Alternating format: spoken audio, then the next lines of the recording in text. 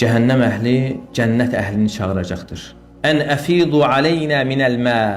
Yəni bizim üzərimizə biraz su tökün. Av mimmə razaqakumullah. Və yaxud Allahın sizə bəxş etdiyindən, verdiyi ruzidən.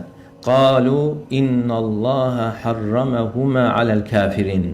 Cənnət əhli deyəcəkdir ki, Allah Teala bunların ikisini, suyu da və digər istədiyiniz ruzini də kafirlərə haram etmişdir. Onlar çağıracaqlar, ey Malik, Rəbbinə de ki, bizi öldürsün. Ölmək istəyəcəklər. Qalə innəkum məkithun. Deyəcəkdir ki, siz orada qalacaqsınız. Onlar Rəbbinə üz tutaraq deyəcəklər ki, Rabbənə əxricnə minhə. Ey Rəbbimiz, bizi buradan çıxart.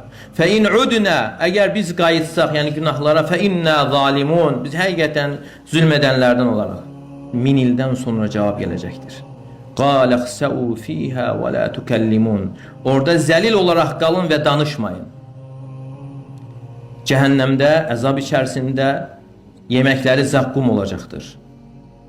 Və belə sıxıntıda cavab gözləyəcəklər, cavab da dəhşətli olacaqdır.